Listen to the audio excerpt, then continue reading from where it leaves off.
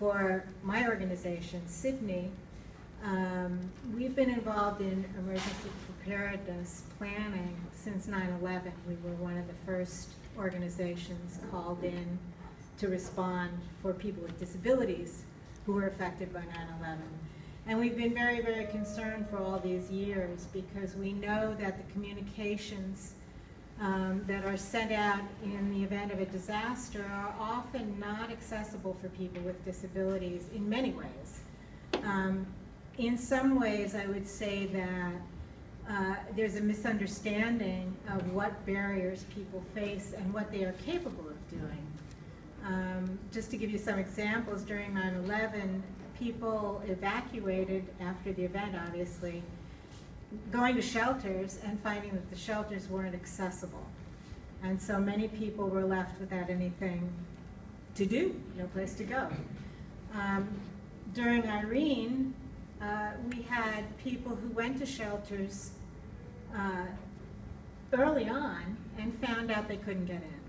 So the shelters were still largely inaccessible to a lot of people.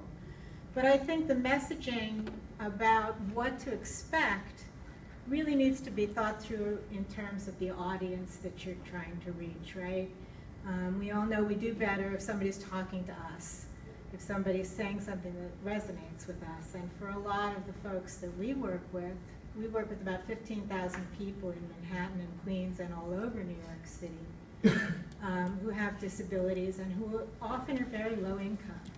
So some of the messaging about, preparing a go bag, getting medication in advance, finding relatives to go stay with, doesn't apply to them. So how do they respond? And I think one of the things we're trying to do in working with the New York City Office on Emergency Management is to help craft some of the messaging that will speak directly to our folks. When people, I guess I think of people who are blind, who have to learn where they're going before the event. Well, if the shelters aren't listed, or if there's no way to go experience that place before an event, they're going into a void. They don't know what's going to happen to them. So people are more likely to stay where they know what's going on than leave and go someplace where they don't know whether they'll get in or whether they'll be accommodated.